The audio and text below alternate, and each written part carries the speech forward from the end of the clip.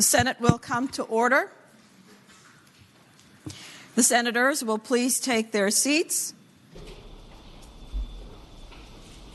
Those persons not entitled to the privilege of the floor will please retire to the gallery. The senators and all in attendance, please stand and be led in prayer by the Reverend Samuel L. Green III of St. John's Church of God in Christ of Newport News.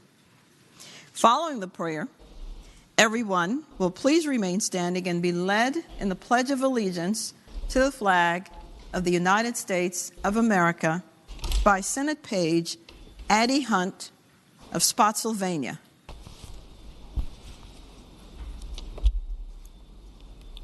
Let us bow our heads. Gracious Almighty God, we call upon you today, asking you to intervene in the business of our Senate today. Thank you, Lord, for your gracious care, your bountiful mercies, and awesome wisdom. Thank you for these, thy servants, these senators who operate as your representatives, making decisions which will affect the citizens of this great Commonwealth of Virginia. We recognize that all governance and authority is subject to the greater authority of thy divinity. Great Lord, grant to us thine wisdom, insight, to make decisions tempered with grace, tolerance, broad visions beyond our own personal scope and ideas. Lord, you commanded that love as the essence of your own character. I pray the power of love that generates peace, unity, order, and the spirit of excellence. Love that perfects goodness and kindness in each of us. A people divided cannot stand is written in the scriptures. Lord, through divine manifestations of your power, bring unity and heal our commonwealth by thy grace through these elected leaders. I pray today. Amen. Amen.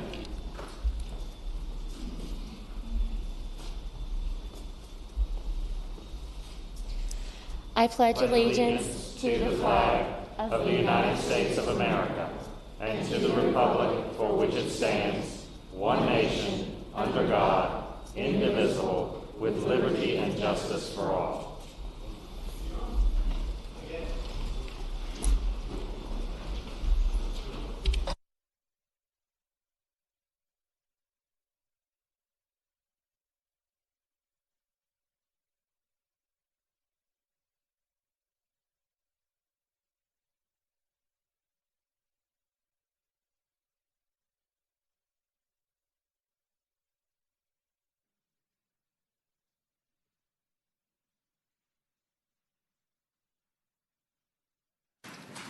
The clerk will call the roll.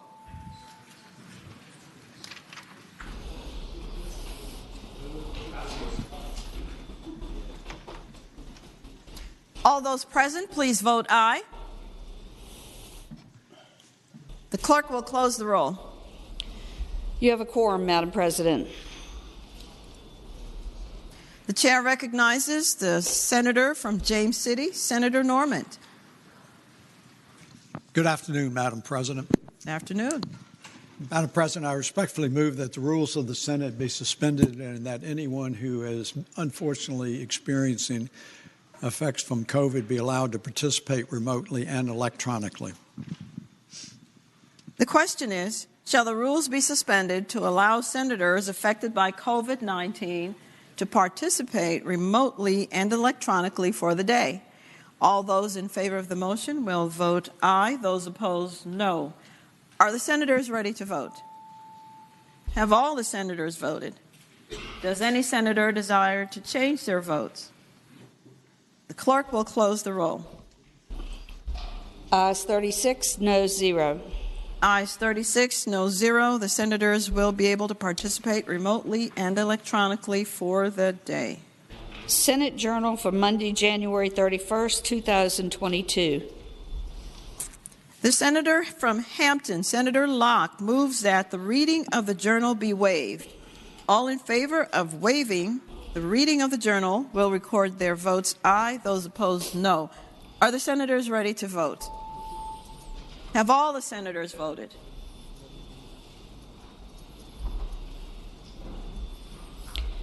Senator Bell, how do you vote? Aye. Senator McPike, how do you vote? Aye. Thank you. Does any senator desire to change their vote? The clerk will close the roll. Ayes 37, noes 3. Ayes 37, noes 3. The reading of the journal is waived.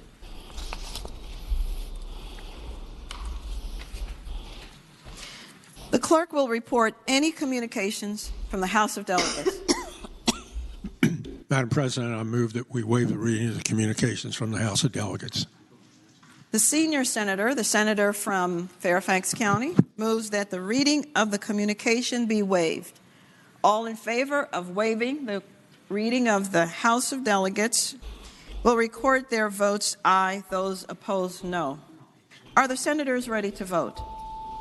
Have all the senators voted? Senator Bell, how do you vote? Aye. Senator McPike, how do you vote? Aye. Thank you. Does any senator desire to change their vote? The clerk will close the roll. Ayes 33, noes 3. Ayes 33, noes 3. The reading of the communication is waived. The clerk will report any communications from the governor. We do not have any, Madam President.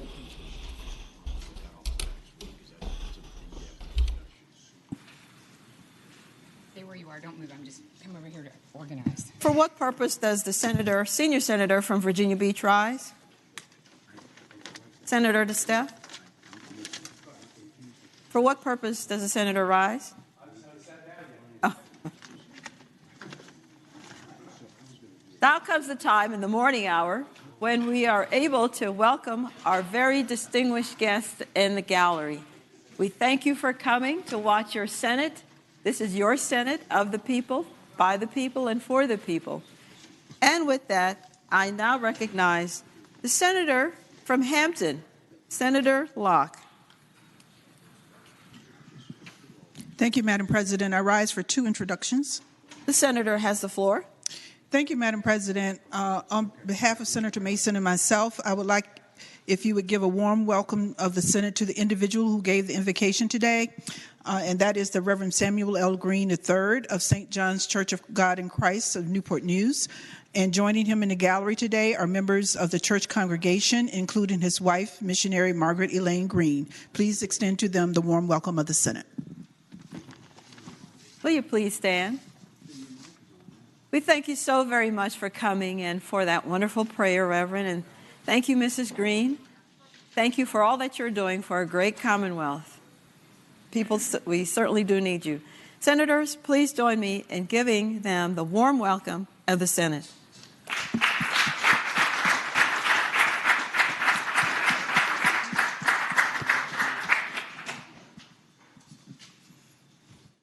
And the senator has the floor again. Thank you, Madam President. Also joining us today are members of the 200 Plus Men Incorporated, and on behalf of our entire Hampton Roads delegation, I ask if you would give them the warm welcome of the Senate. The Hampton Roads Committee of 200 Plus Men Incorporated is an aggregate of men in Hampton Roads who join forces to develop and present coordinated approaches to addressing community issues and problems. One of the signature programs of the 200 Plus Men is its annual Caravan to Richmond, a civic education initiative to expose African American teens to the legislative process. Today, approximately 50 young men from Hampton Roads area high schools with 200 Plus Men mentors and chaperones have traveled by bus to Richmond to visit with legislators and experience firsthand the inner workings of our representative democracy. The group attends Senate and House of Delegates sessions, and their day concludes with a guided tour of the state capitol. Some of them have joined us today here in the chamber, and if you would please extend to them the warm welcome of the Senate. Will you please rise? Good morning to all of you. It is so wonderful to see young people here because you are our future. Without you, we don't have a future, and so we're glad that you're participating in your government so that you know that an informed citizenry is the best citizenry. Thank you for coming, and make sure you roam the halls of your government. Please join me in welcoming these wonderful young men.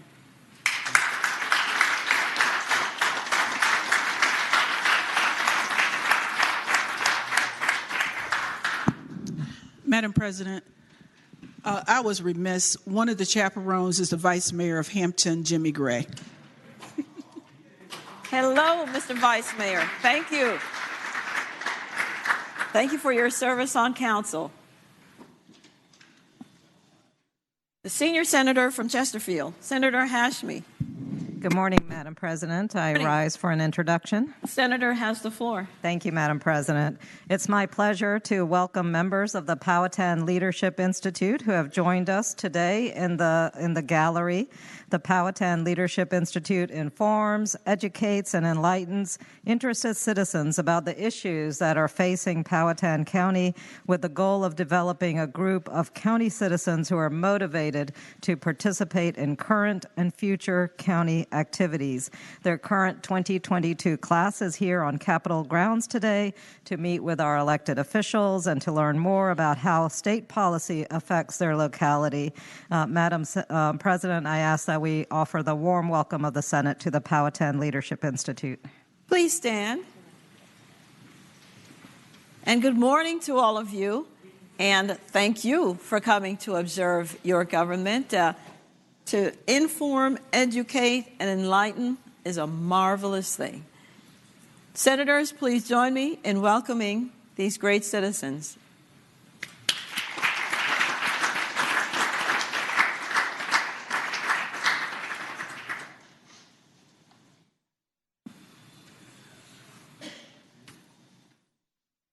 Is there any other senator who wishes to be recognized? Is there any other business to come before Senate? Hearing none, the clerk will call the calendar. Senate calendar for Tuesday, February 1st, 2022. Uncontested calendar, Senate bills on third reading. The senior senator from Fairfax County. Madam President, I move that the Senate bills, on third reading, uncontested calendar, pages 1 through 11, that's SB 80 through SB 759, be placed on their final passage in a block, and any senator desiring to move a bill from the block, please do so after the clerk has read the number of the bill.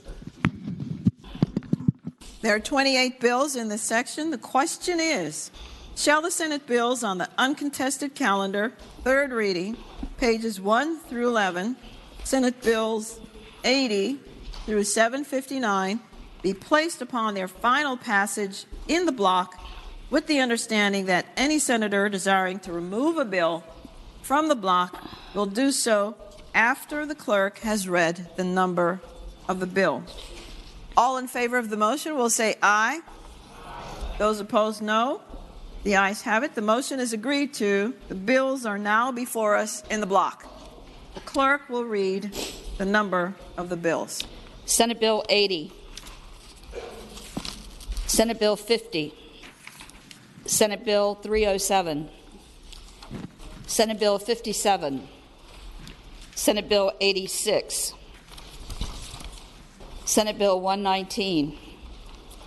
Senate Bill 124.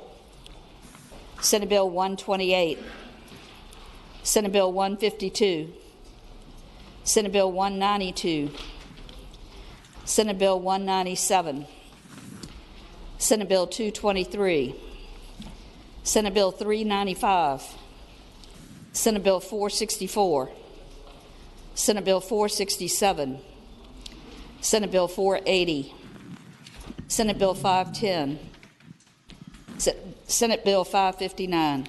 Madam President. The senator from Roanoke County, Senator Suderline. Thank you, Madam President. I'd like to ask that Senate Bill 559 please come out of the block. Without objection, Senate Bill 559 is out of the block. Senate Bill 572. Senate Bill 574. Senate Bill 575. Senate Bill 580. Senate Bill 596. Senate Bill 675. Senate Bill 691. Senate Bill 693. Senate Bill 743. Senate Bill 759.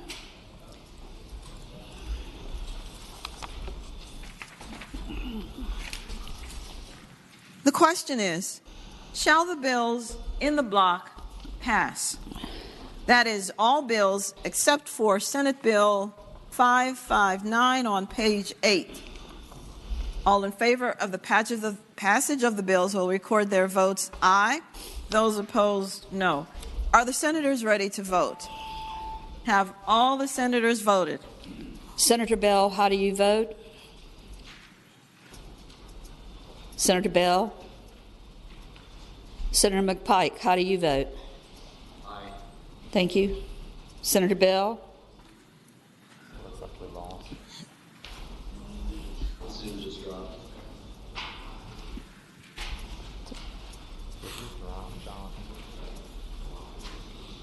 The clerk will close the roll. Ayes 39, no 0. Ayes 39, no 0. The bills in the block pass. Returning to page 8, Senate Bill 559. The senator from Roanoke County, Senator Suderline. Thank you, Madam President. I would yield to the senator from Alexandria. Thank you. Thank you. Thank you, Senator Madam has President. the floor. Yes, speaking to the bill. Senate Bill 559 is pretty simple. Right now, for years, we've been getting sheets from lobbyists, little one-pagers, advocating for us to vote for or against a bill. And sometimes they're unsigned, no information on how to contact the person in case an error is made or to know where they originate. So this just says that lobbyists that are registered with the Secretary of the Commonwealth will include or in or attach to any document disseminated to any member of the General Assembly or our staff their name, email address, and telephone number. And there's a minor $25 penalty just to put something on it. It really is just a transparency bill, and I haven't heard any opposition from any of the members of the lobbying community who'd be affected. With that, I move passage of the bill.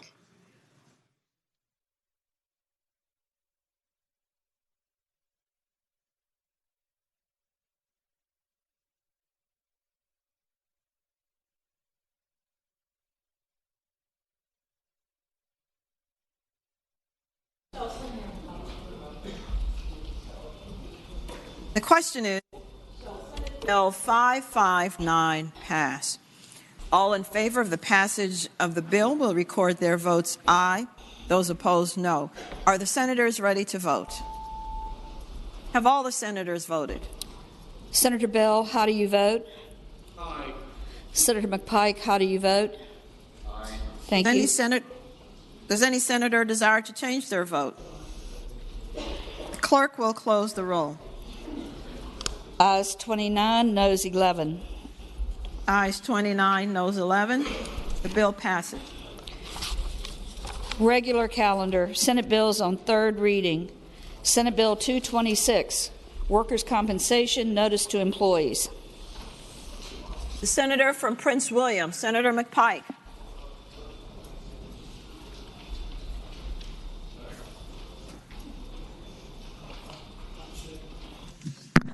Madam President, For what purpose does the senator from Eastern Fairfax County rise? I would move that bill go by for the day so the senator can be here to present himself. Without objection, Senate Bill 226 goes by for the day. Senate Bill 283, Augusta County, removal of county courthouse from city of Stanton. County may hold a referendum. Senator from Augusta, Senator Hanger. Thank you, Madam President. I would ask that that bill go by for the day. We're working on a possible amendment. Without objection, Senate Bill 283 also goes by for the day. Senate Bill 371, Elections, State Board of expands membership, appointment of Commissioner of Elections, and there is a substitute. The senator from Rockingham County, Senator Obenshain. Madam President, having voted on the prevailing side by which Senate Bill 371 was engrossed and advanced to its third constitutional reading, I move to reconsider that vote. The question is, shall Senate Bill 371, the vote by which this bill was originally passed be reconsidered. All in favor of the motion will record their votes aye. Those opposed, no. Are the senators ready to vote? Have all the senators voted? Senator Bell, how do you vote? Aye. Senator McPike, how do you vote? Aye. Thank you. Does any senator desire to change their vote? The clerk will close the roll. Ayes 40, no 0. Ayes 40, no 0. The bill is reconsidered. Madam Chair. The senator from Fauquier, Senator Vogel. Thank you, Madam Chair. I can take over. I'm sorry, Madam President. My deepest apologies. I'm so elated to have you be our Madam President. I can't believe I made that mistake. I can take it from here. I just couldn't make the previous motion. I would like to move that we please reconsider the vote by which the committee substitute was agreed to. The question is, shall we reconsider the vote by which the committee substitute was agreed to? This is a recorded vote. All those in favor of the motion will vote aye. Those opposed, no. Are the senators ready to vote? Have all the senators voted? Does any Senator Bell, how do you vote? Aye. Senator McPike, how do you vote? Aye. Thank you. Does any senator desire to change their vote? The clerk will close the roll. Ayes 40, no 0. Ayes 40, no 0. The vote is to be reconsidered. Thank you, Madam President. Madam President. Again, the senator from Fauquier, Senator Vogel. Thank you, Madam President. I now move that we reject the committee substitute. With the recommendation that it be rejected, the question is, shall the amendment be rejected? Be agreed to. All in favor of the motion will say aye. Aye. Those opposed, no. The noes have it. It is rejected. The senator from Fauquier, Senator Vogel. Thank you, Madam President. I now move that we waive the reading of the floor substitute. The question is, shall the reading of the floor substitute be waived? Those in favor of the motion will say aye. Aye. Those opposed, no. The ayes have it. The reading is waived. Again, the senator from Fauquier, Senator Vogel. Thank you, Madam President. I'll now move that we agree to the floor substitute. The question is, the senator has Thank the you. floor. Thank you, Madam President. And speaking to that motion. Senator again has the floor. Thank you, Madam President. I appreciate everybody bearing with me. This is a bill that came out of the Privileges and Elections Committee and is a bill that is also not new to the whole body. This is a bill that is almost identical to a bill that was introduced previously by the senator from Roanoke City, and it passed the body almost unanimously. We had 2 nay votes. What the bill does is support a policy of making the Department of Elections and the State Board of Elections independent.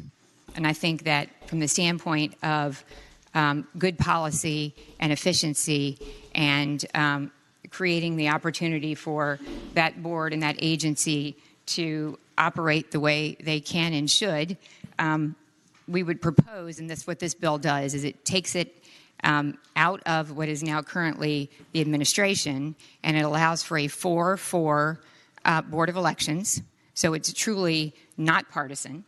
And it also allows for an independent head of the agency to be selected by the board. It takes a supermajority to hire that head of the agency, as well as a supermajority to fire that head of the agency. And so with that, Madam President, I move that we adopt the substitute. The junior senator from Richmond City, Senator Morrissey.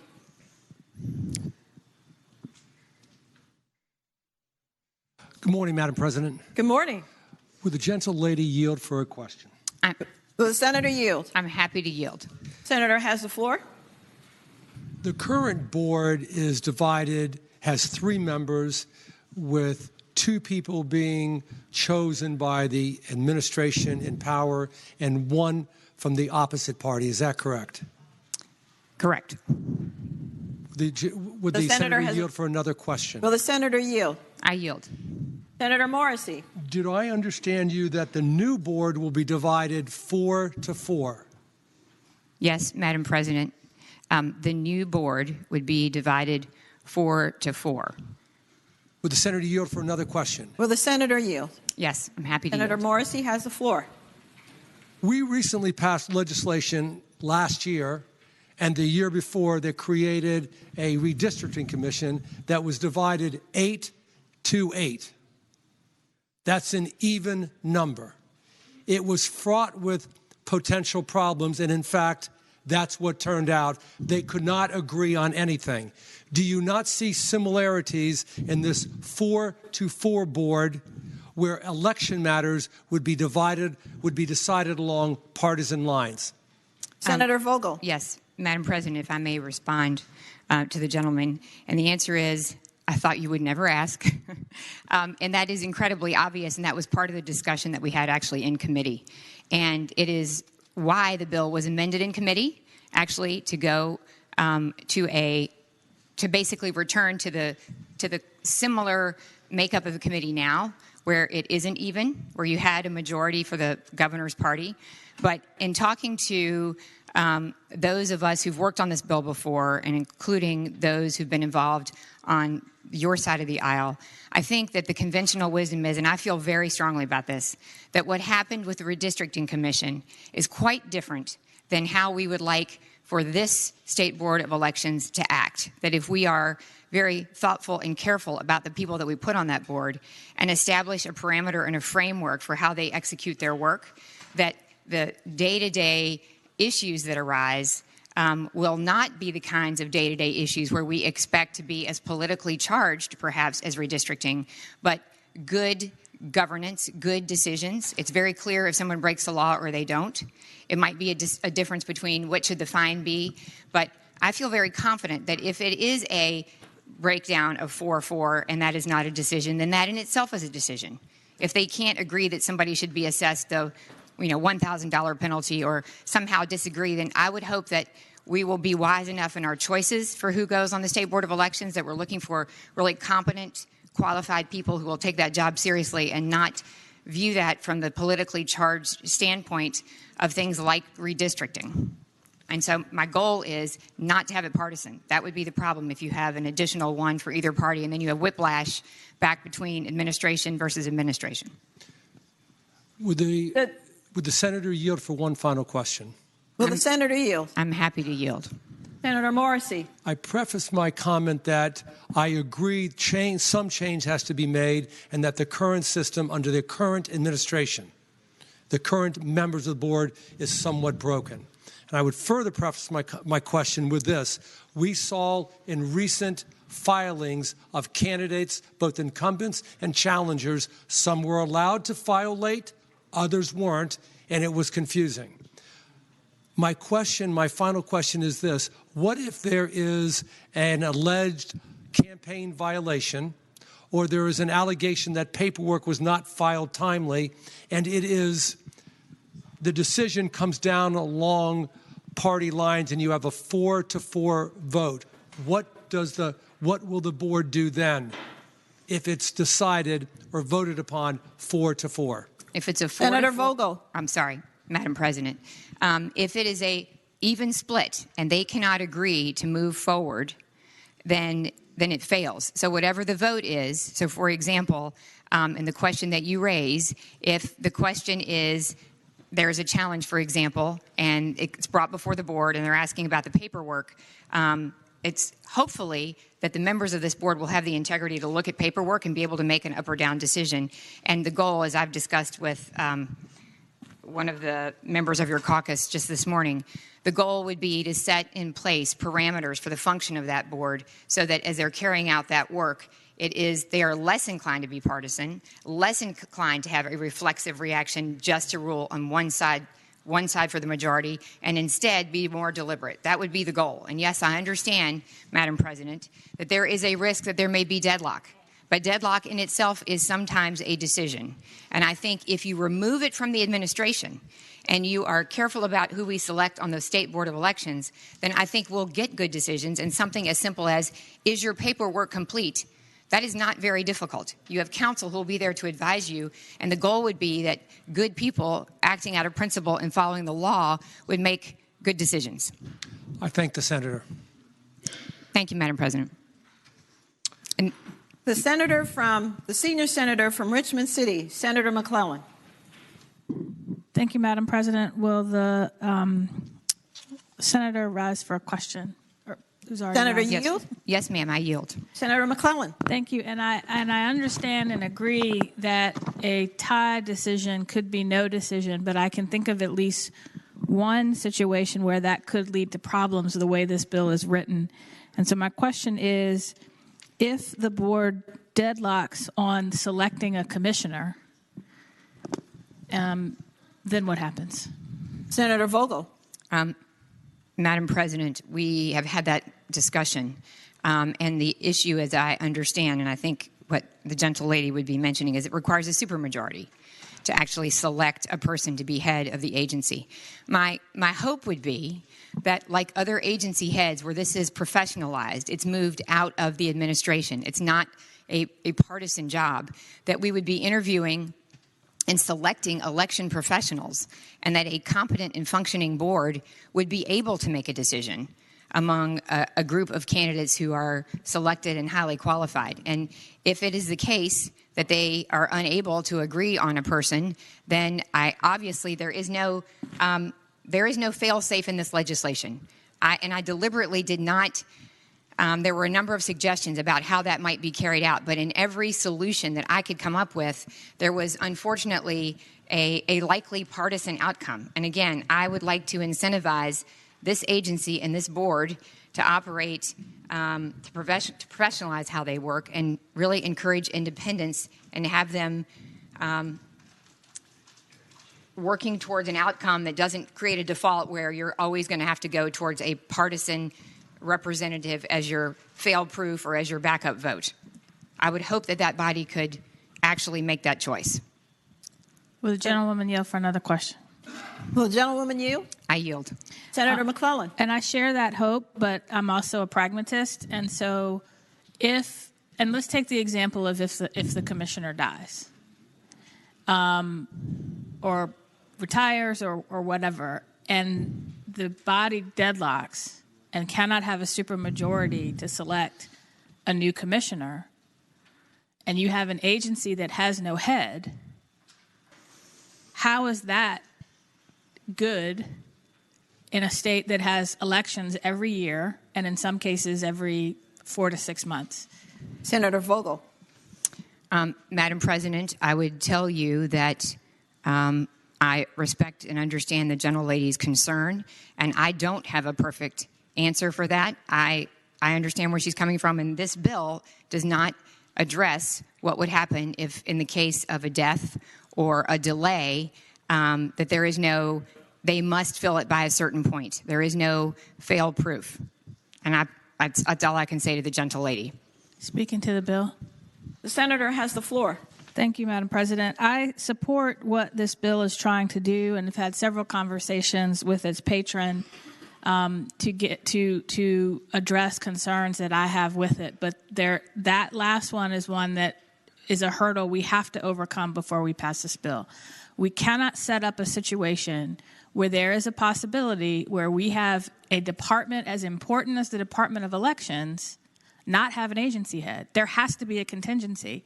And if we haven't figured it out by today, maybe we should take it by another day. If we can't figure it out before crossover, we cannot have that significant of an agency with the possibility that it not have a head or a provision for an acting head or some line of succession. And absent that, I cannot support this bill.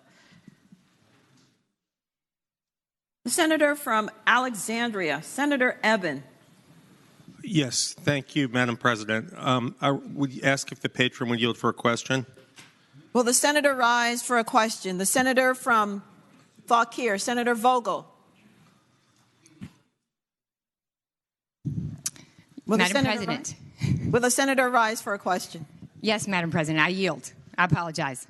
Thank you. I would ask the senator from Fauquier, when she was answering the junior senator from Richmond, he inquired if there were 3 members of the board currently, and it's my understanding that there are actually currently 5 members. Is that not correct? Senator Vogel. Madam President, yes.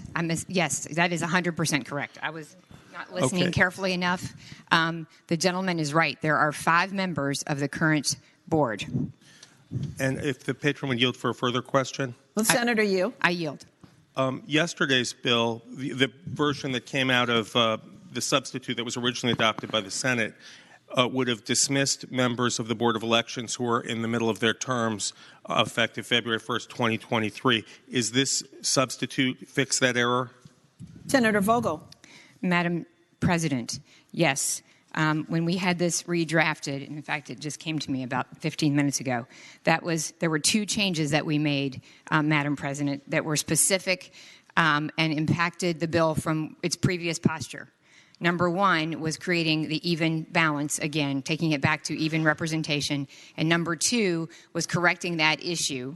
That was inadvertent. It wasn't my intention that people be removed at that date certain. In fact, we wanted them to continue to roll forward. So if you look at I think starting on line 104, that has been addressed. Let me go back and see. Madam President, would the patron yield for a final question? Will the patron yield for a final question? I yield. Senator Eben. I would ask the senator from Fauquier, having just seen the substitute a few minutes ago and having some suggestions, rather than make suggestions on the floor, would she be amenable to taking this by for one more day? Senator Vogel. Madam President, I would be delighted to do that.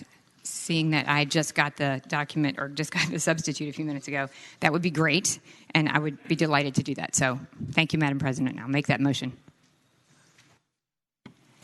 Without objection. Madam President. The senator from Eastern Fairfax, Senator Sorreville. I wonder if the Senator from Fauquier would yield for another couple questions before we Will go the back senator to the day. yield? Yes, Madam President, I'm happy to yield. Thank you. Senator has the floor. And I do also think this ought to go by for the day, but I just had a question I think I'd like answered before we figure this out again for the 3rd time. Over the last, year or two, we've had a lot of conflict about these issues, not necessarily in Virginia, but around the country. And luckily, here in Virginia, we don't have an elected Secretary of the Commonwealth that is partisan and has to make these decisions like you do in states like Georgia or other places. And so I think our system is superior. But one of the things that concerns me is with some of the things that have gone on in other states surrounding the certification of results and political pressure that's been put on people and electoral boards around the state, sort of what happens if pressure is placed on those people and they're incapable of making a decision. And I was looking here in the code, and I think it's 24.2679 says that on the 3rd Wednesday after the election, the state board has to meet and certify the results for president or basically any other race that's in front of them. And given the things that have gone on over the last year and a half or whatever that led up to what happened on January the 6th, my question is, if the state electoral board is incapable of certifying the right electoral slate for president, or, for example, who won the governor's race or a General Assembly race, they just can't agree. They have authority to investigate. Maybe they can't even vote to have an investigation. I don't know. But if they're just a pure deadlock, what's going to happen? Who ends up making those calling those decisions? Who's going to end up, deciding who to certify if the board becomes completely incapable of making a decision because of political gridlock? Madam President, I'll respond to the gentleman by saying that, yes, you're right. The code requires those certifications by a date certain, requires the board to meet, to hold that meeting and to certify. And I would argue, Madam President, I understand where he's coming from, and I don't disagree entirely, but I would tell you that when the code says you have to meet to do the certification, at this point, the same issue could arise. I mean, you could have a problem where they, for whatever reason, couldn't vote or wouldn't vote or would withhold their vote and not agree. So I would just hope that we have enough confidence and the members of the board that we select, that they could function. I don't know that it makes that much of a difference if you're 5 or if you're 6 or if you're 8. If you decide that you're not going to vote to certify, you're not going to vote to certify. And I understand that your position, if I may, Madam President, is that it would be a deadlock. But I think if the code requires you to meet to certify, you have to follow the law. Madam President, would the gentleman yield for one more question? Yes, I'm happy to yield. Senator Sorovell. Thank you, Madam President. So, Madam President, I would just ask the senator, would she not agree, though, that the risk of a deadlock is much, much higher on a 4-4 board than it would be on a 3-2 board, such that, given the pressures that the kinds of things we saw where, the President of the United States even was trying to make phone calls to deal with the situation, that the risk of a deadlock is much greater in a 4-4 situation than it is right now, where you have a 2-1 and at least one party is in the majority. Senator Vogel. Madam President, I would respond by saying that when I initially brought this legislation, I did not have an even member board for all of the reasons that have been articulated by the members. And I really fought for that. And when that bill made its way through, I stuck by it all the way through to the end. And I have had a real change of heart in considering what's happened in other states around the country. And for the very reasons that he just mentioned, you can put pressure. There are people who will attempt to put pressure on members. And so if you have a majority that represents one party, then by definition, you have a partisan board. It's just that simple. And so everything that board does, every action that they take is viewed and perceived through the prism of partisanship. And so while, yes, I would absolutely agree 100% that it is far greater a likelihood that there might be a deadlock, because just by virtue of an even vote, there's a deadlock. And it might not even fall on a partisan deadlock. But at the end of the day, I think that it is more important, and I've really come to this decision, it is more important that it not be partisan than that we worry that at some point there might be a deadlock. Because a deadlock, again, is in itself a decision. That happens all the time when we're in committee. It'll be, a vote of 4-4, and then the bill dies. And so that would be my answer to the gentleman. Madam President, speaking to the bill very briefly. The senator has the floor. Thank you. And I appreciate the answer, and I agree this is a hard problem. But I would just I would say that one of the things that I'm concerned about, that an answer that it would be really helpful for at least me and maybe others to have a question to have an answer to before we vote this, is in the event there is a deadlock, who is going to be the one making these decisions? It's not clear to me whether it's going to be a judge or, as I've heard in other states, there are some legislatures who believe they have the authority to separately certify who won a presidential election independent from a board of elections. And if the answer is that we have that power as a legislature, that creates one set of headaches, a different set of headaches than if it's a judge who makes the decision. And so it would be really helpful to have the answer to that question about who certifies in the event of a deadlock, Madam President. I'd hope we can get that before we have to vote this full through at the end. Thank you. The question on the floor is that the patron requests that it go by for the day without objection. Senate Bill 371 now goes by for the day. Madam President. Who is speaking?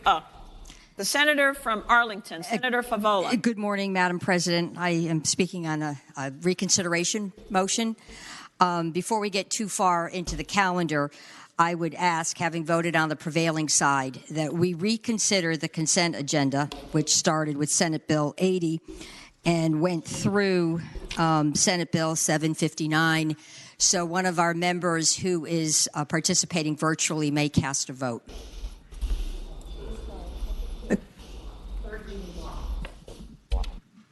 The question is, shall the vote by which the third reading block bills passed be reconsidered? This is a recorded vote. All those in favor of the motion will vote aye. Those opposed, no. Are the senators ready to vote? Have all the senators voted? Senator Bell, how do you vote? Aye. Senator McPike, how do you vote? Aye. Thank you. Does any senator desire to change their vote? The clerk will close the roll. Ayes 40, no 0.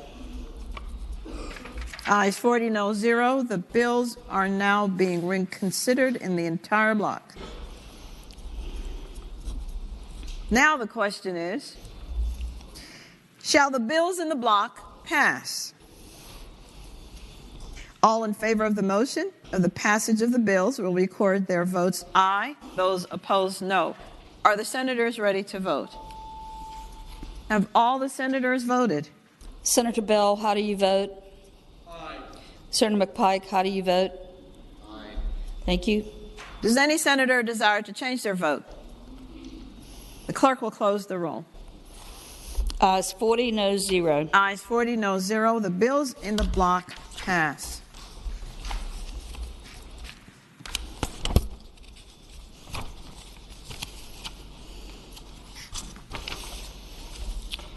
On page 13, Senate Bill 52, Utilities, Certain Pro Rata Reimbursements for Installation. The senior senator from Chesapeake, Senator Cosgrove.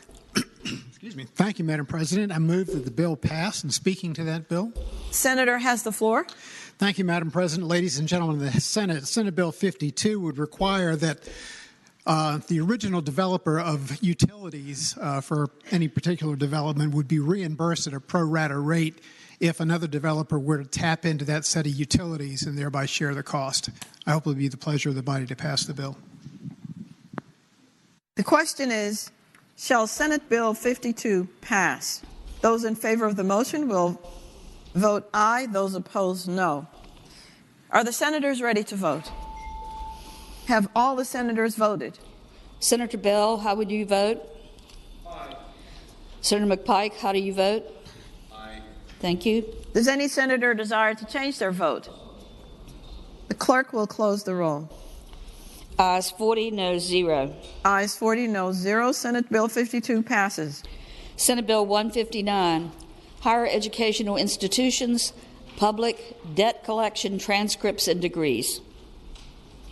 The senior senator from Chesterfield, Senator Hashmi. Thank you, Madam President. I move that we pass the bill. And speaking to that motion? Senator has the floor. Thank you, Madam President. SB 159 is focused on the procedure of transcript withholding. The bill focuses on direct-to-college debt.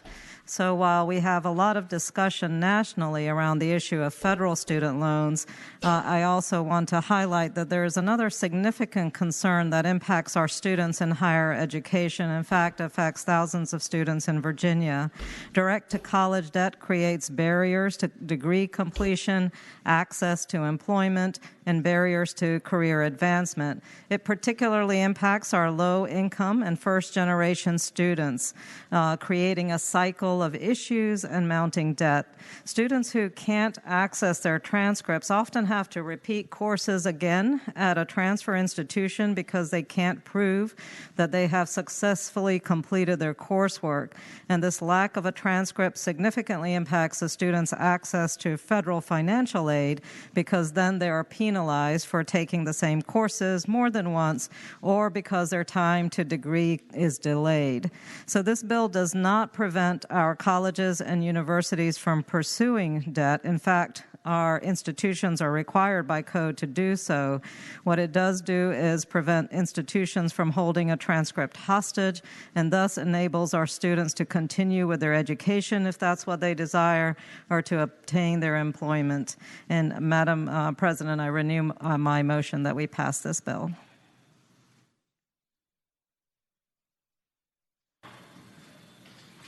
The question is, shall Senate Bill... Madam President. The senator from Rockingham, Senator Obenshain. Madam President, I rise to speak to the bill. The senator has the floor. Ladies and gentlemen, you know, these are like parking tickets. They may be tuition that is partially paid for a semester. Many of these debts, I believe, are probably in the magnitude of $25, $50, $100. And what we are talking about now is saying to the colleges and universities, go hire a lawyer, pay the filing fee, go to General District Court, get a judgment against this person, which the cost of which may exceed the cost of that parking ticket or bounce check fee from the bookstore, or else report them to the credit agency and ruin their credit. I mean, all we're talking about here is not paying we're not talking about paying student loans, which I agree is a whole nother basket of apples that we need to look at. But we're talking about the only way to collect these small debts may very well be saying, pay that bounce check fee and we'll give you your diploma. I submit that, forcing somebody or a university to get a judgment against a graduating college student may be more detrimental to their future than having to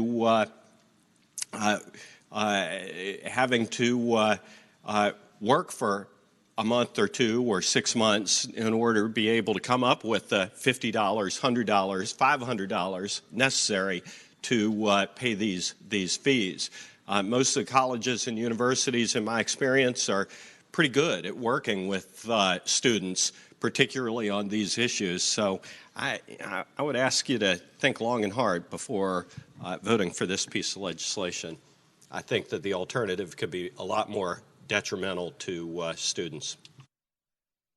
The senator from James City, the chair recognizes Senator Norman. Thank you, Madam President. I rise to speak to Senate Bill 159. The senator may say on. Thank you, Madam President. Having continued to live in a college community and being involved with a number of students on a number of different levels, I am certainly familiar with this issue. I think the senator from Rockingham has accurately characterized what these normal bills are incurred, whether it's parking tickets, bad checks, or whatever it may be. And I suggest to you, Madam President, that my experience has found that a very large majority of the students at our public colleges and universities try very hard to be financially responsible. The number of students that this bill addressed, I think, is comparatively fairly de minimis. My concern is that as we are having our students go through the college experience, it is not all academic or erudite information that is being shared, that we are trying to impart on them that they're going through a transition in life where they have to accept additional responsibility. Part of that additional responsibility is financial responsibility. And I suggest to you, Madam President, that if we pass this bill, that it is going to provide some relief. My question is, what is the universe of students that we are providing that relief to? And I am concerned that it will have actually an unintended consequence, and that it will be spread amongst the students that, hey, you get that parking ticket, no longer do you have any immediate financial exposure, and it is not going to be a positive situation.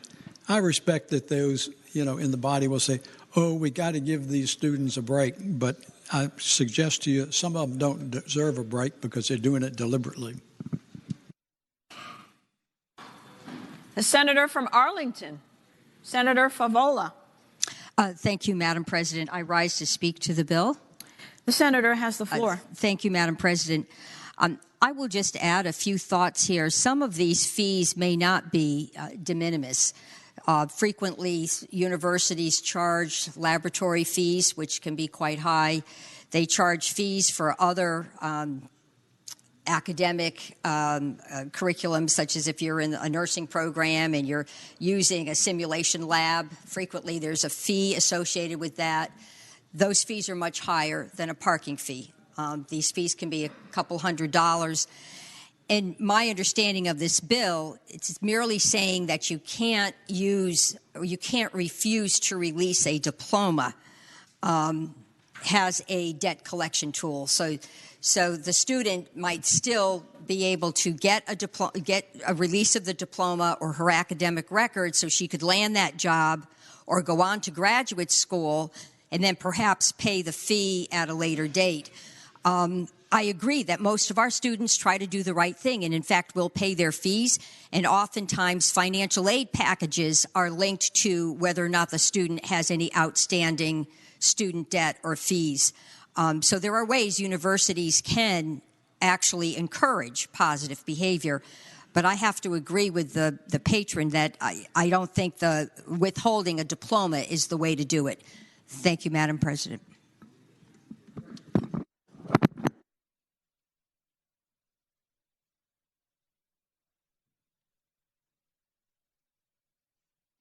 The senior senator from Chesterfield, Senator Hashmi.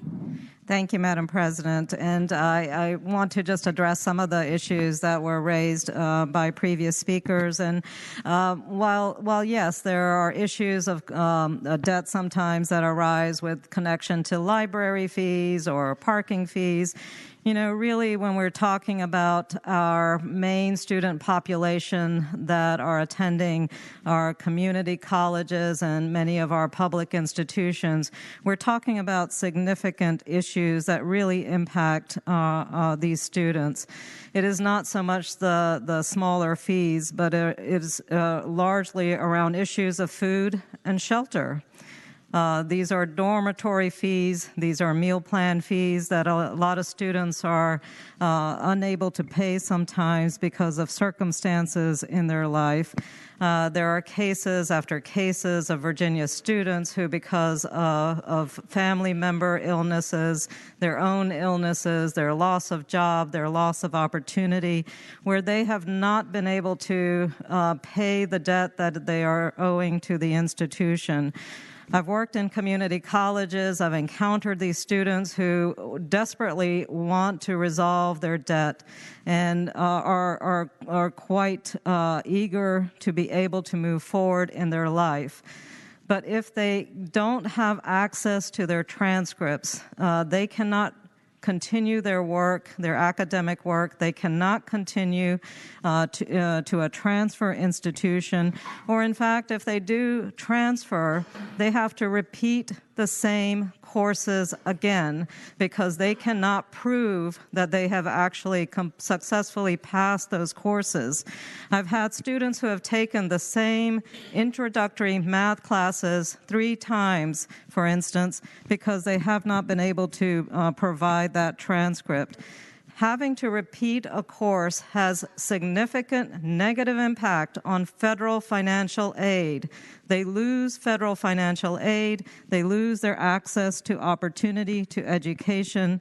And as the bill states, this is not preventing institutions from pursuing their debt.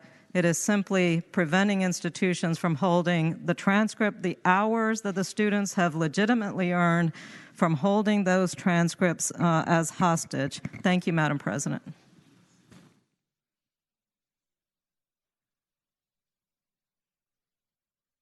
All right, the question is, shall Senate Bill 159 pass? All in favor of the motion will record their votes aye. Those opposed, no. Are the senators ready to vote? Have all the senators voted? Senator Bell, how do you vote? Aye. Senator McPike, how do you vote? Aye. Thank you.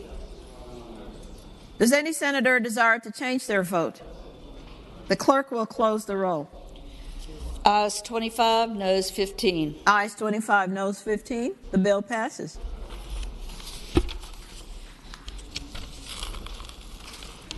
Senate Bill 214, Virginia Freedom of Information Act, meetings conducted through electronic meetings. The chair recognizes the senator from Eastern Fairfax County, Senator Sorovell. Madam President, could that bill go by for the day so that the patron could present it tomorrow? Without objection, Senate Bill 214 goes by for the day. Senate Bill 413, drug possession, persons charged with first offense, probation. The junior senator from Richmond City, Senator Morrissey. Thank you, Madam President. Madam President, I move that Senate Bill 413 pass, and speaking to that motion. The senator may say on. Thank you, Madam President.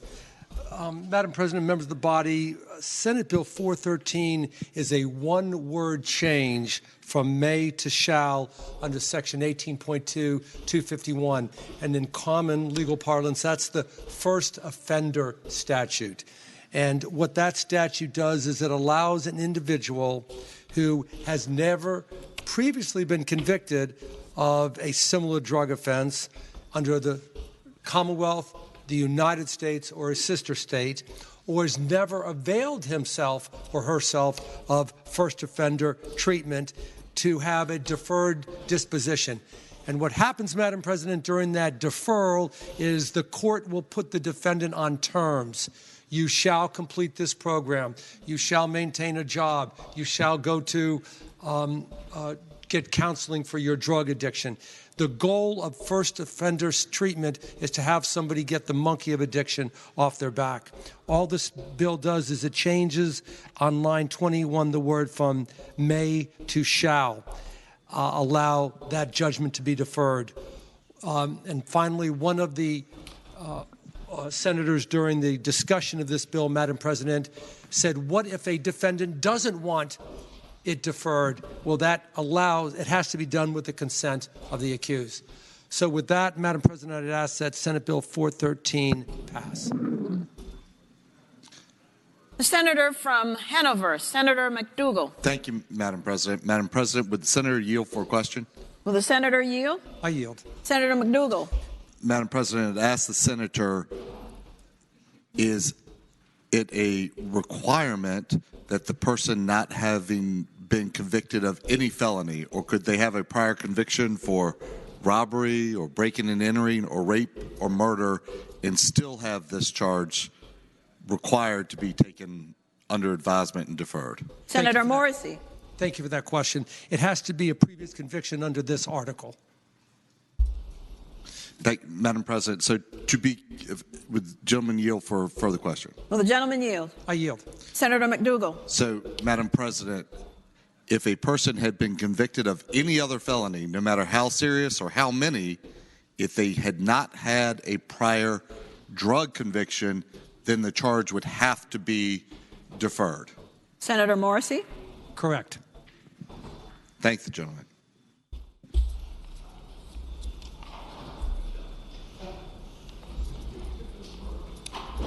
The question is, shall Senate Bill 413 pass? All in favor of the motion will record their votes aye. Those opposed, no. Are the senators ready to vote? Have all the senators voted? Senator Bill, how do you vote? Aye. Senator McPike, how do you vote? Aye. Thank you. Does then any senator wish to change their vote? The clerk will close the roll. Ayes 24, noes 16. Ayes 24, noes 16. The bill passes. Senate Bill 544, cosmetologist training requirement. Senator from West Fairfax County, Senator Marsden. Thank you, Madam President. I move that the bill pass, and speaking to the measure. Senator has the floor. Thank you, Madam President. Senate Bill 544 reduces the number of hours required for a cosmetology license from 1,500 to 1,000. We're having a chronic shortage of folks in the cosmetology industry and in the haircutting industry, and organizations came from around the country to support this bill. To reduce the regulation in this manner will make it available to more students who will now be able to access this career with less time and less of a financial commitment. And with that, I think it's a bill that will get the economy moving and get people into jobs. And I reiterate my motion that the bill pass.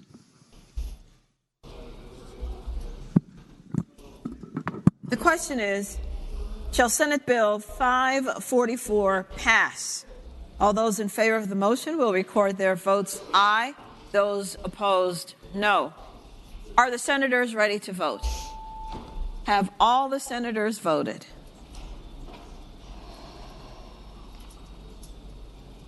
Senator Bill, how do you vote? Aye. Senator McPike, how do you vote? Aye. Thank you. Does any senator desire to change their vote? The clerk will close the roll. Ayes 36, noes 4. Ayes 36, noes 4. The bill passes. Senate Bill 614, bail for a person accused of a crime that is an act of violence, notice to attorney. The senator from Franklin County, Senator Stanley. Thank you, Madam President. I now move that Senate Bill 614 pass. And speaking to that motion. The senator has the floor. Thank you, Madam President. Members of the Senate. Senate Bill 614 just amends the law under 19.2.121, which affixes bail. We already have in those instances when a magistrate issues a finding of bail or admits someone to bail, they fill out a form prescribed by the Supreme Court, and they transmit that form that which also contains the circumstances in which bail or what amount of bail or the amount of bail when it was administered, and then they send it on to the circuit court or the general district court wherever the warrant is returnable. What this bill does simply is to also then, when it is a matter of a violent offense under the code, that a copy is also transmitted not just to the circuit court or the general district court, but also to the Commonwealth's attorney in the county or city where the offense is alleged to have occurred. And for those reasons, Madam President, I renew my motion that Senate Bill 614 pass. The question is, shall Senate Bill 614 pass? All in favor of the motion will record their votes aye. Those opposed, no. Are the senators ready to vote? Have all the senators voted? Senator Bell, how do you vote? Aye. Senator McPike, how do you vote? Aye. Thank you. Does any senator wish to change their vote? The clerk will close the... For what purpose does the senator... The clerk will close the roll. Ayes 39, noes 0. Ayes 39, no 0. The bill passes.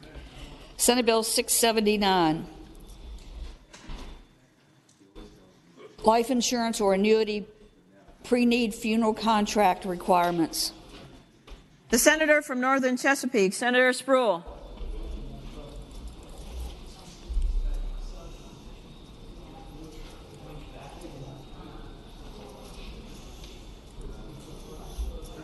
There you go. You hear me? Yes. Thank I you, can hear Madam President. Good afternoon. Good afternoon, Senator. Thank you, Madam President. Ask that SP 679 pass. Speaking to the bill. The senator has the floor. Thank you. Removal of the language in the code that ties the rate of return. Will the senator please put the mic? Yes. There we go. You hear me now? Yes, sir. Thank you so much. Removal of the language in the code that ties the rate of return of pre-need insurance policies to the consumer price index. Pre-need insurance products covers funeral costs and ease the burdens on families. Virginia Code 54.1-2820 ties the rate of return on a funeral insurance pre-need policy to the consumer price index, a minimum of 5%, whichever is greater. Current rate, Madam President, inflation is more than 7%. Insurance company rates under many investing companies, current return rates cannot meet the current rate from the CPI of 7%. Any insurance company that continues to sell the products will have an investment return lower than the growth paid out by the policy. Only 2 states, Madam President, Virginia and Michigan, ties the rate of return to the CPI. None of these states bordering Virginia, Delaware, Maryland, North Carolina, Tennessee, and West Virginia, they do not sell these insurance. Madam President, I move that the bill pass.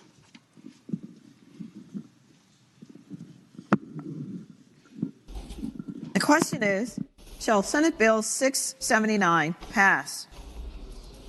Those in favor of the motion will record their votes aye. Those opposed, no. Are the senators ready to vote? Have all the senators voted? Senator Bell, how do you vote? Aye. Senator McPike, how do you vote? Senator McPike? Thank you. Does any senator desire to change their vote? The clerk will close the roll. Ayes 40, noes 0. Ayes 40, noes 0. The bill passes. Madam President. The senator from Arlington, Senator Favola. Thank you, Madam President. I rise on a motion for reconsideration. Having voted on the prevailing side by which Senate Bill 614 passed, I ask that the body reconsider that vote so a member of our body can cast a vote. Thank you, Madam President. The question is, shall the process by which Senate Bill 614 passed on reconsideration be reconsidered? All those in favor of the motion will record their votes aye. Those opposed, no. Are the senators ready to vote? Have all the senators voted? Senator Bell, how do you vote? Aye. Senator McPike, how do you vote? Aye. Thank you. Does any senator desire to change their vote? The clerk will close the roll. Ayes 40, noes 0. Ayes 40, no 0. Senate Bill 614 is being reconsidered. And now we have the question. All those in favor of Senate Bill 614 passing will record their votes aye. Those opposed, no. Are the senators ready to vote? Have all the senators voted? Senator Bell, how do you vote? Aye. Senator McPike, how do you vote? Aye. Thank you. Does any senator desire to change their vote? The clerk will close the roll. Ayes 38, noes 2. Ayes 38, noes 2. The bill passes. Uncontested calendar, Senate bills on second reading. The senior senator from Fairfax County, Senator Saslaw.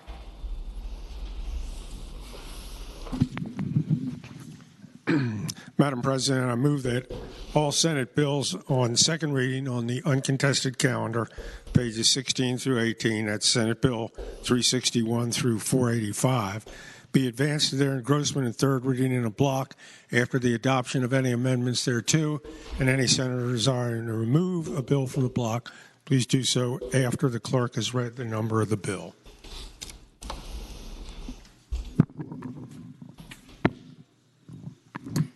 The question is, shall all Senate bills on second reading on the uncontested calendar on pages 16 through 18, Senate bills 316 through 485, be engrossed and advanced to their third reading in the block after the adoption of the amendments thereto, and that any senator desiring to do so may remove a bill from the block after the clerk has read the number of the bill. All in favor of the motion will say aye. Aye. Those opposed, no. The ayes have it. The motion is agreed to. The clerk will now read the number of the bills. Senate Bill 361, the committee substitute, has been adopted by the Senate. Madam President, Eastern Fairfax. Senator from Eastern Fairfax, Senator Soroville. Thank you. Could that bill go by for the day so that somebody who's not here can participate in the discussion? Which bill, Senator? 361. Yes, sir. Without objection, the bill goes by for the day. Senate Bill 151, reported from the Committee on Rules. Senate Bill 216, reported from the Committee on Transportation with a substitute. Senator Soroville.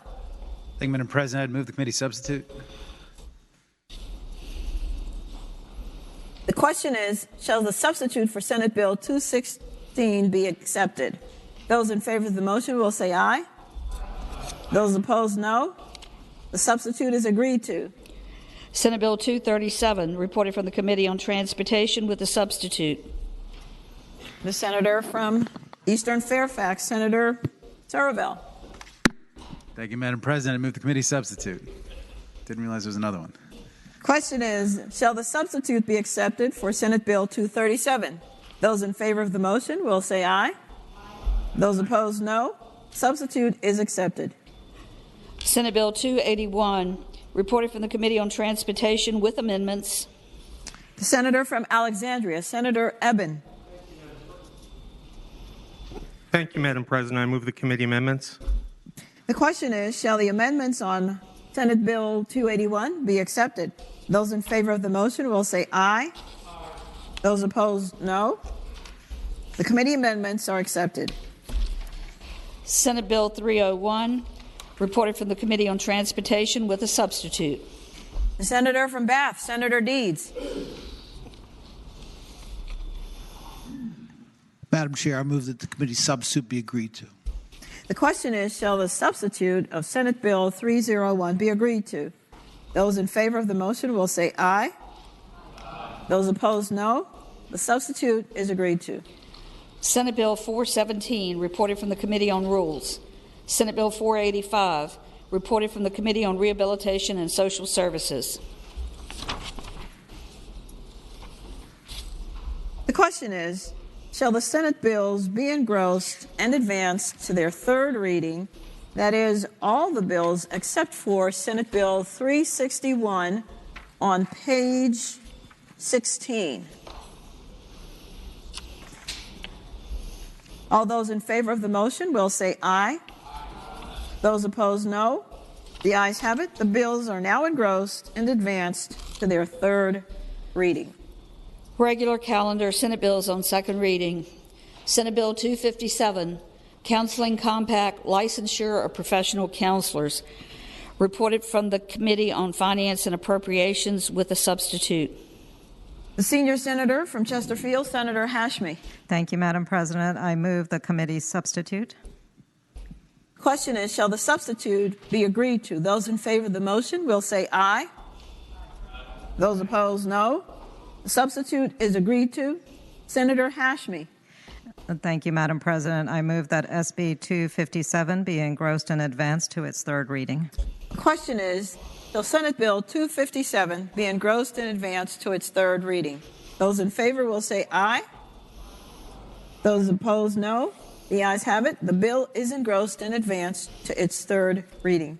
Senate Bill 254, Alcoholic Beverage Control, Delivery of Alcoholic Beverages, Third-Party Delivery License. Reported for the Committee on Rehabilitation and Social Services with a substitute, and there is a floor amendment. The senator from... who is handling Senator... Madam President? The senator from Arlington, Senator Favola. I move that the substitute be agreed to. The question is, shall the substitute of Senate Bill 254 be agreed to? Those in favor of the motion will say aye. Aye. Those opposed, no. The substitute is agreed to. Senator Favola. Madam President, I understand there's a floor amendment. I did not offer the floor amendment. Do you wish to take that up at this time? Otherwise, I want to move to... pass the bill by? To engross and advance the bill. The Senate will recess.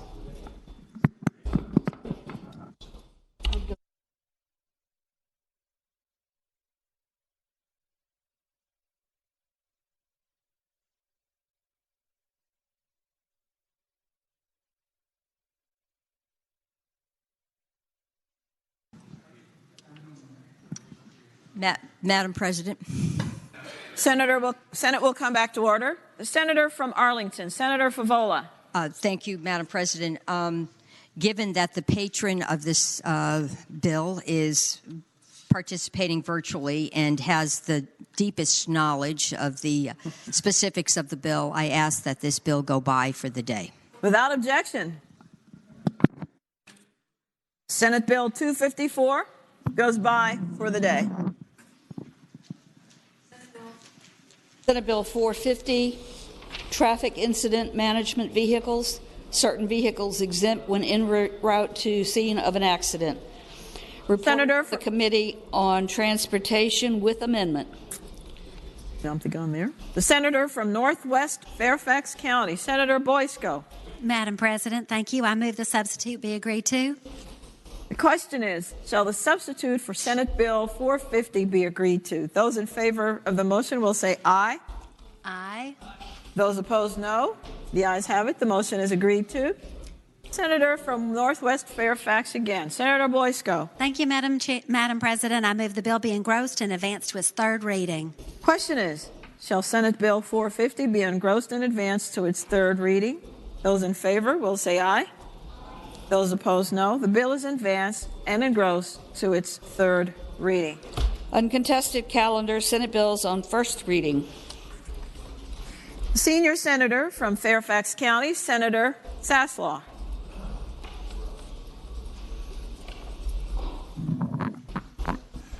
Madam President, I move that all Senate bills on first reading on the uncontested and regular calendars, that's pages 20 through 26, that's SB 58 through SB 623, that the rules be suspended and the first constitutional reading of the titles be dispensed with.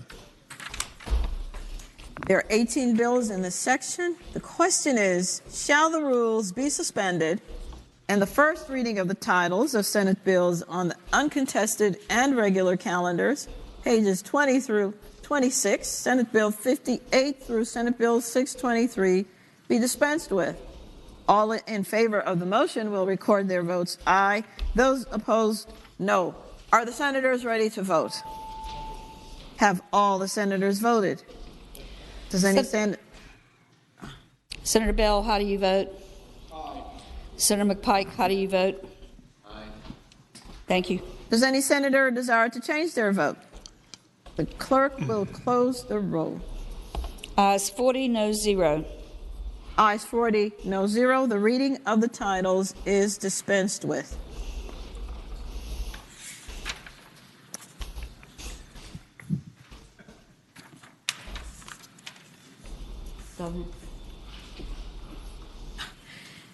The senior senator from Fairfax County. Madam President, I now move that those said bills be passed by for the day.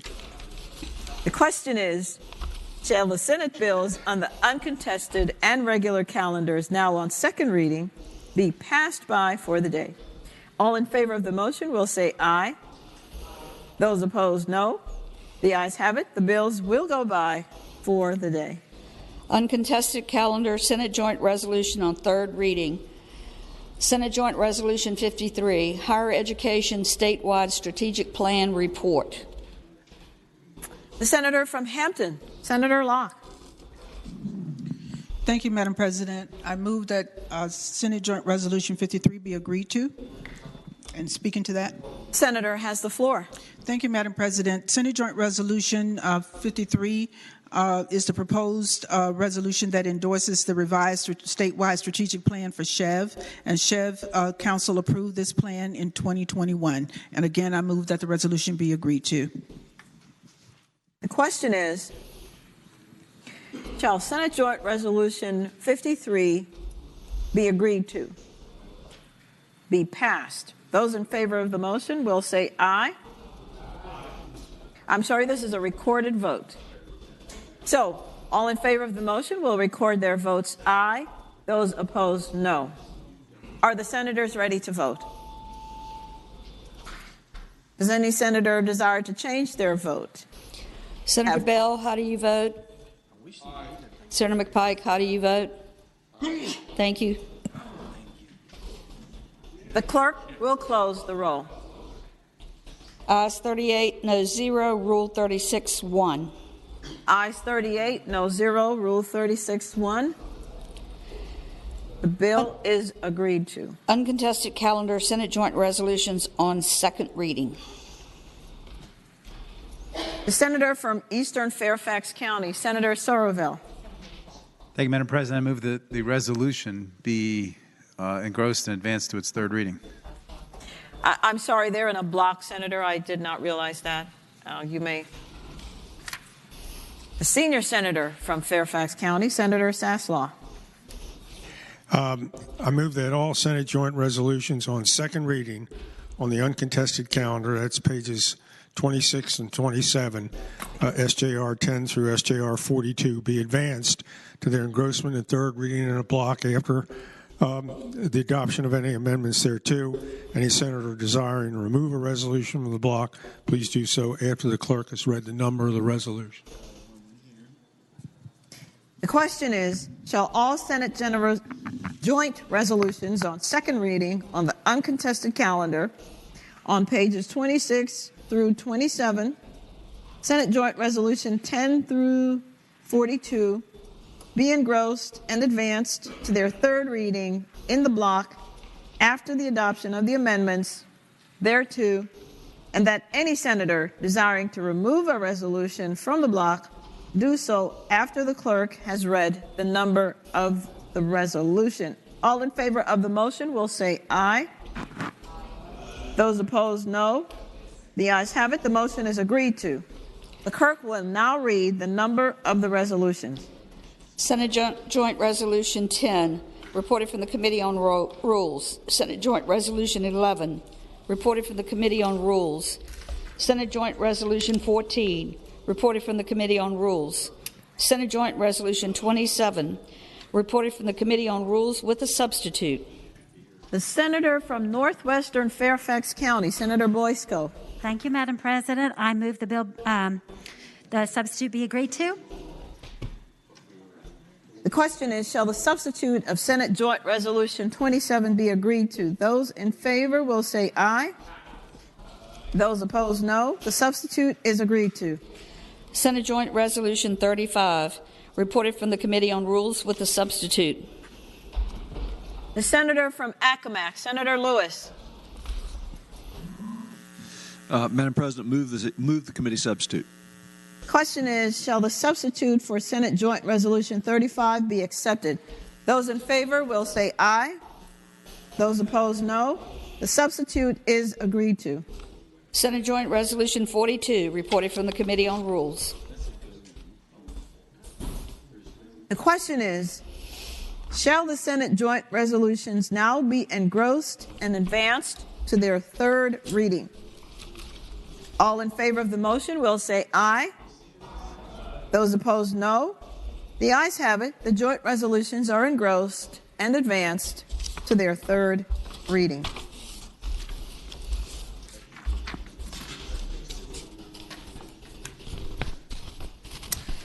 The chair recognizes the senior senator from Fairfax County, Senator Sasslaw. Madam President, I inquire of the Senate clerk, does that complete the calendar for today? Yes, sir.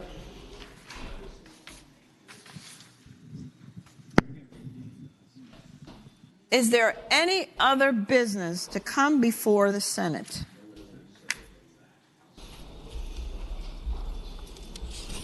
Yes, the senator from Fairfax City, Senator Peterson. Thank you, Madam President. I rise for two announcements. The senator has the floor. Madam President, ladies and gentlemen of the Senate, let me begin by reiterating that tonight at 7 p.m. at the Franklin Street YMCA, we will have our initial basketball practice. Please bring your shoes.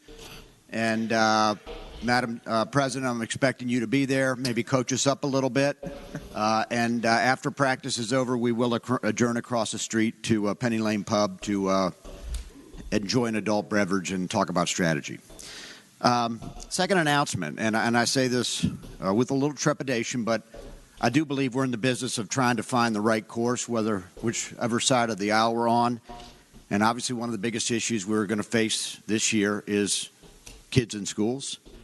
And I did have read an article in the Atlantic magazine, that bastion of conservative thought, last week, which I thought was highly instructive, dealing with masking of kids in school. I have copies on my desk, and I commend it to you because I do believe we're going to deal with this issue at some point, and I do believe we should look at some of the data and the science within this article. So I commend that to you, and I do have extra copies on my desk. Thank you very much. The chair recognizes the senator from Eastern Fairfax County, Senator Sorovel.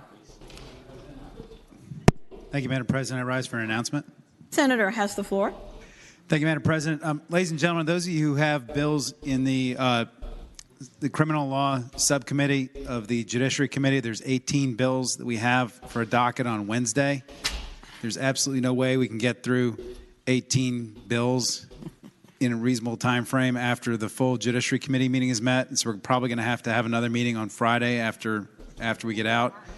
And I just wanted to make sure people knew that before. I don't see any way around it. I think we have at least 5 or 6 hours of work. And so if you have witnesses or you have any concerns about timing or availability, I'd appreciate if you would let me know sooner rather than later so I can structure the docket in a way to make it convenient for everybody. I already owe the senator from Lynchburg a couple beers for what happened yesterday, so I don't want to owe anybody else some beers. So if you all could let me know, I'd appreciate it. Thank you.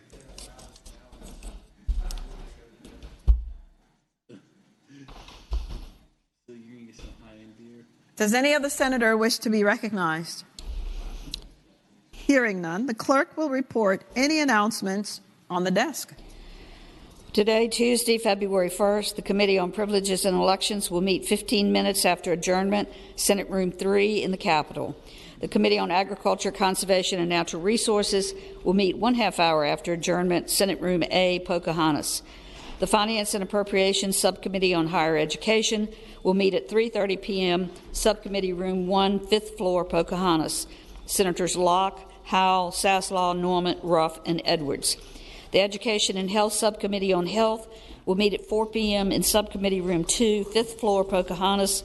Senators Lewis, Saslaw, Barker, Donovan, and Suderline. The Virginia Legislative Black Caucus will meet at 5 p.m. Subcommittee Room 300A, 3rd floor, Pocahontas.